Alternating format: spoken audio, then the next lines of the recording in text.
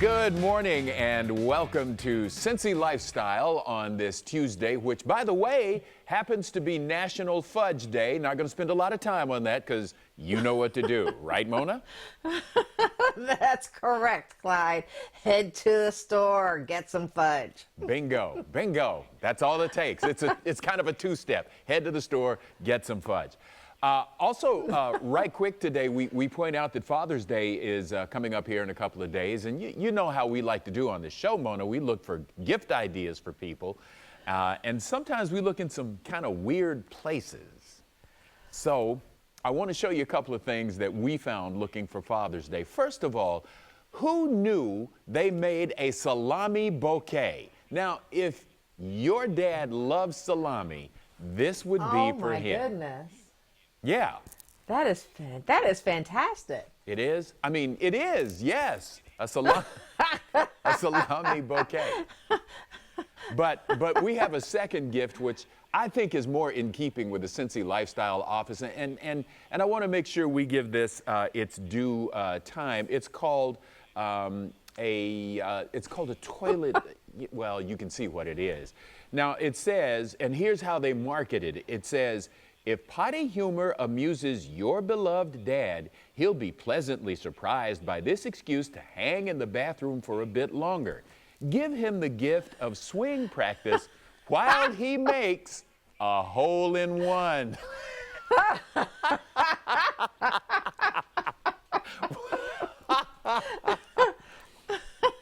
Of course, it goes without saying that our producer, Swimbo, talked about putting and dropping a birdie in our morning call this morning. So just saying. Yes, she did. Happy Father's Day.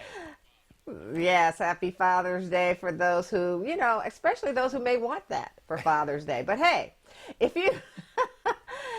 you want to do something a little different, I did last night for the first time. Zumba is back. Yay! I was Zooming. It was online. My favorite Thursday night teacher. She was so great. She used to be at the Madisonville Recreation Center, and she is now doing it online. Her name is Ebony Johnson. It was so much fun, and we did it for 45 minutes. The time flew.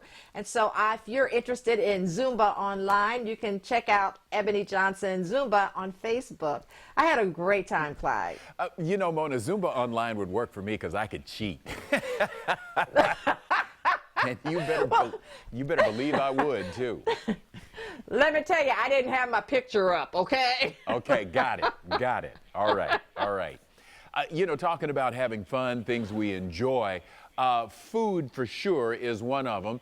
And particularly, we want to focus on a business that started as a hobby for a local woman, but which since then has taken off and turned into sweet success. And this year, she is creating some delicious gifts that are sure to be a hole-in-one. Uh-oh, there we go again for Father's Day. With me now is Karma Decker. She is the owner of Karma in the Kitchen. Karma, thank you so much for being with us today. So we've asked you this before, but one more time, tell us how you got into chocolate and the whole treat making thing in the first place.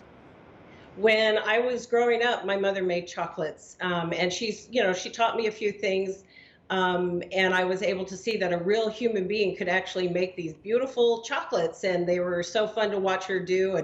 And then when I became a mom, I spent an awful lot of time in the kitchen. I have a big family, so I was always baking or cooking, and so the transition to making treats for these people, it was just a great way to get them to comply with whatever I needed them to do.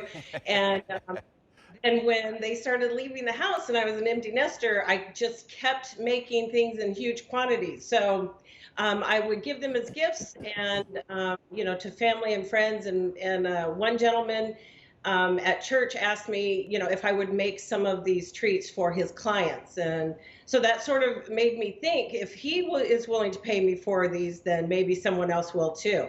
And so I started just making simple caramels that are just delicious. That's one of our most popular things. And then I decided to go back to school and learn more about culinary arts and became a certified chocolatier.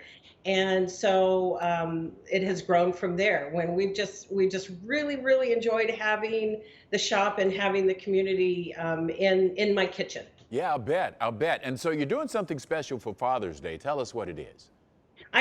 For all the holidays, we try to come up with something really fun for anybody. And Father's Day was kind of tricky because, what do you do for a dad? So we came up with these amazing tools, these very real tools for Father's Day. We make our own molds for those. But if your dad's not handy, we decided to work on golf balls. So I don't know if that's hot or not, but our own chocolate golf balls. This is how it's packaged, but we start with a professional chocolate mold. We airbrush it with colored cocoa butter. Colored cocoa butter comes in it's just a rainbow of colors, and it can be so fun to do some things with that. And then we fill the mold with chocolate. I'm usually not that quick, but there I am. I'm just making sure that the entire surface is covered with chocolate. And we fill up both sides of that mold with the chocolate and clamp it together and kind of shake it around a little bit. And then we unmold them carefully. And there they are. They're just, yes. So we, but usually they're prettier than that batch. That batch was great.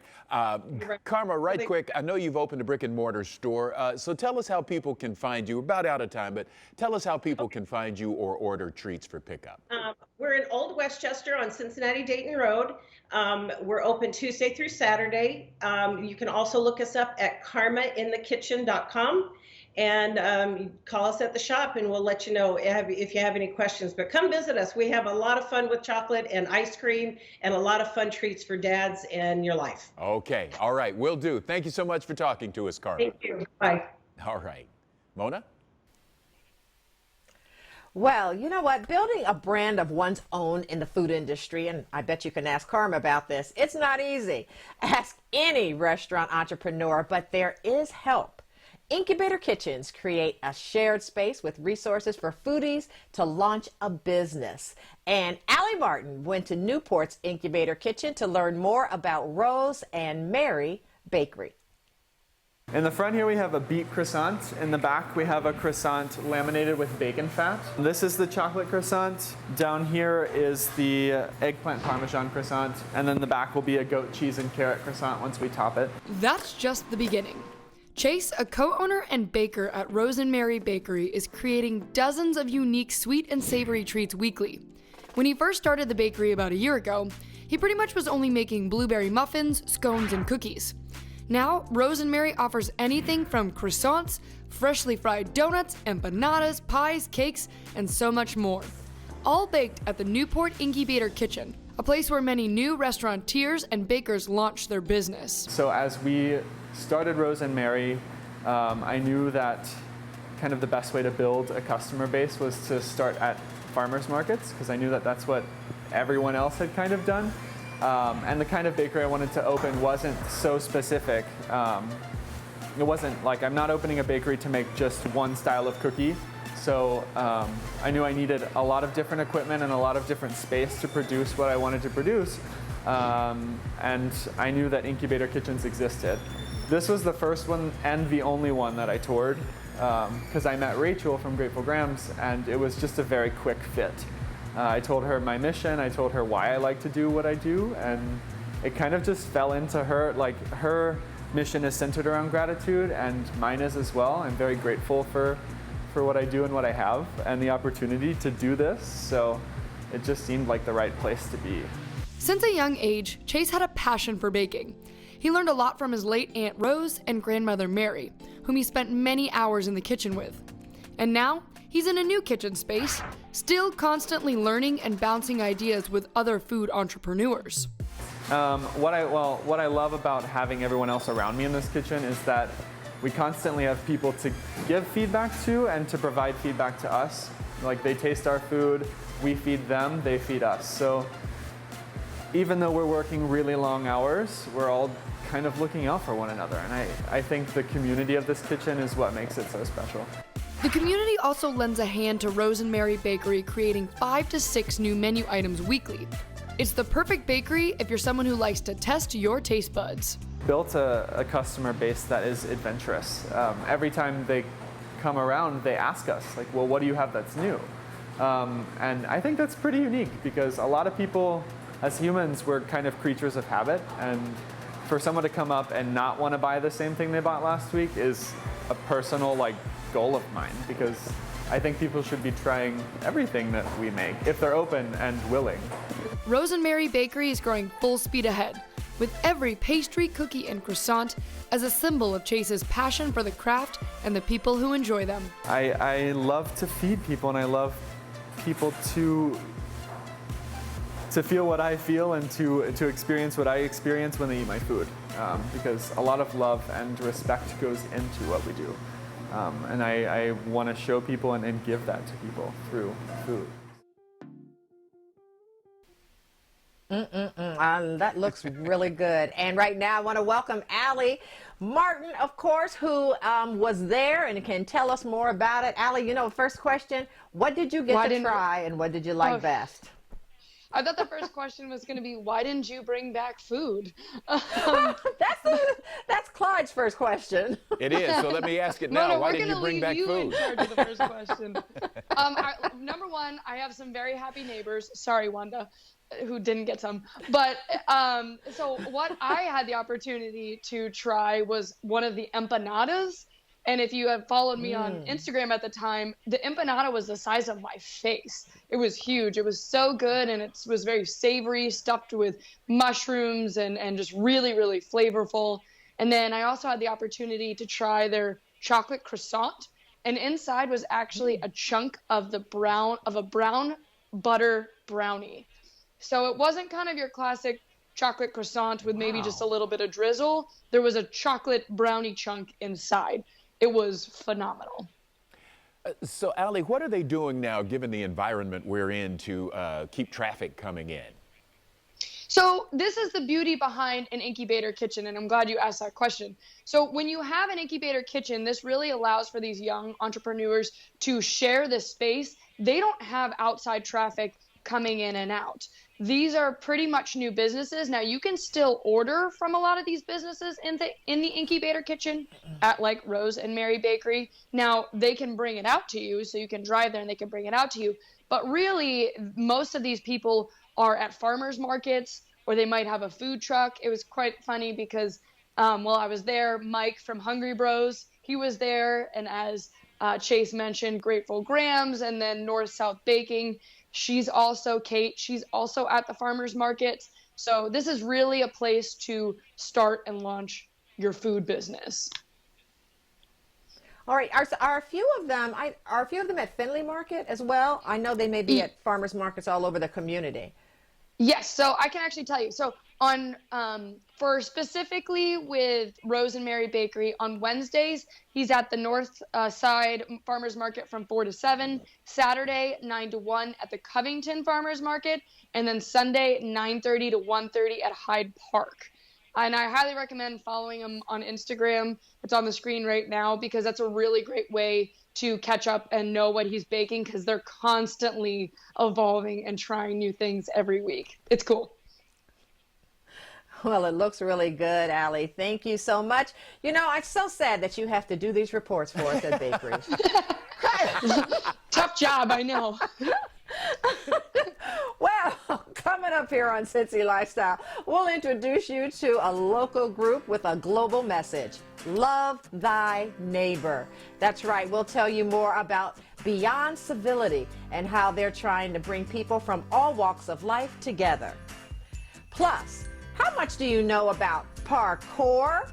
Yeah, it's a great form of exercise with unusual beginnings, and it's right here in the Tri-State, and we'll tell you more about this action-packed activity right after the break. Stay with us.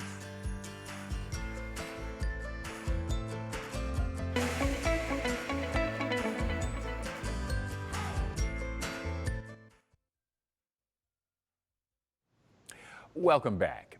You know, there's a lot of division in the world right now. I don't have to tell you that, both physically and with ideas. But there's a local group that's trying to bring people from all backgrounds and viewpoints together in an effort to better our community.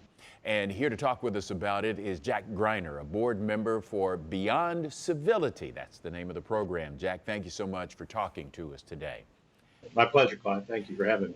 So let's talk about exactly what Beyond Civility is and what its mission is. Beyond Civility is an organization that was formed initially by B. Larson and Bob Rack, two lawyers in town a number of years ago, really. And the goal is to try to help people do better with difficult conversations. Not really to change anyone's mind necessarily, but to at least open up that mind to consider another person's viewpoint and just converse in a way that is constructive and maybe leads to better understanding of each side's position. And more to the point, you encourage people to argue the opposite viewpoint, whether it be political or otherwise. Why do you think that's important to do? Well, that's one technique that we use. We do a number of different kinds of programs and workshops, but the one that we call the back-to-back is just as you described. We would get, for example, we had several. It's been a couple of years now, actually, but we were talking about police community relations, and we had Pastor Ennis Tate, African American minister, take sort of the police side, and we had David Bailey, who at the time was a captain on the Cincinnati Police Department, and he took, what I guess I would describe as the Black Lives Matter side. And so every time we've done that, that's just one of the examples. The people are really conscientious, and they really do their homework to get an understanding of the other side's perspective. So that in and of itself, each of the two participants, I think, get a better understanding of where the other side is coming from. And then I just think there's something when the audience views, Ennis Tate talking about police work, it gives it's sort of a visual reaction that is valuable. Sure. So right quick, we're just about out of time, but people who are curious about this want to know more about Beyond Civility, perhaps attend a session. How can they go about connecting with you? The best way would be to go to the website, which is beyondcivility.org, and you can get information about the organization and different events we've done and what's coming next. All right, Jack Greiner, thank you so much for talking with us today. Thank you, Clyde. Take care. What started off as French military training has become an internet sensation. We're talking about parkour, but we wanted to learn more about this strenuous trend. So we, and by we I mean Allie, and you'll see why, went to Swift Movement Gym to see why so many people just love it. Parkour. The word derives from parcours du combattant, aka military obstacle training. This style of training focuses on the surrounding natural environment while utilizing one's body to move from point A to point B as efficiently as possible via running, jumping, swinging, rolling, and other methods. It wasn't until the 90s when David Bell kickstarted the parkour movement. And with the advancements of camera phones and streaming technologies, parkour rapidly hit mainstream media. Parkour! Unlike Michael, Andy, and Dwight, technique is key. And that's where gyms like Swift Movement Studio are here to introduce anybody and everybody to parkour. So when you start parkour, you're really starting everything at whatever you're comfortable with. A lot of times we start people at pretty much ground level, working on small jumps, getting accuracy with it, teaching the fundamental moves, really just get confident with your body. There you go.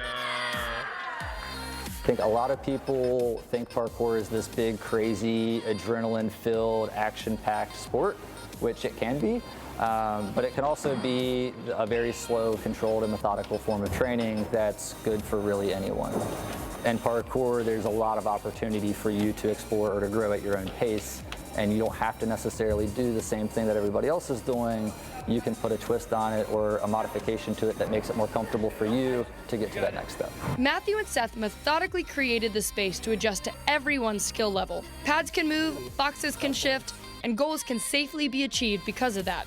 At the end of the day, it's all about risk management and building strength, self-awareness, and ultimately confidence in what your body can do. As I've become more confident with what I'm capable of and learning that whole process of kind of just challenging myself little by little and doing those small things that you're uncomfortable with, it helps you get comfortable with that same process in other areas of your life.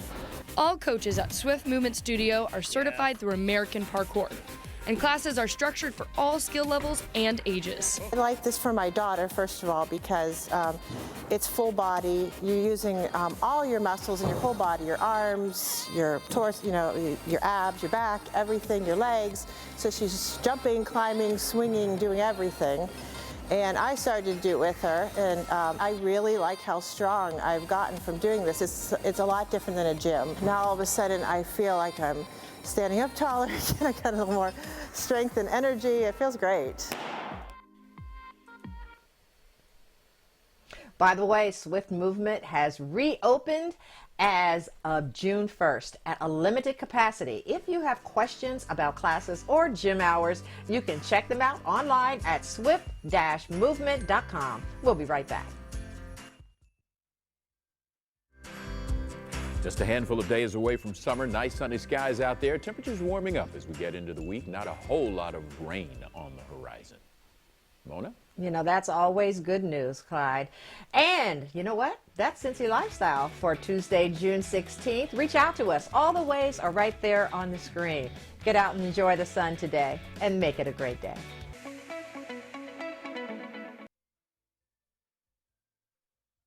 Hey, thank you so much for watching our video. Now, if you liked what you saw, hit the subscribe button. You can also check out full episodes of the show you've never seen before or watch your favorites again and again. And as always, be sure to make it a great day.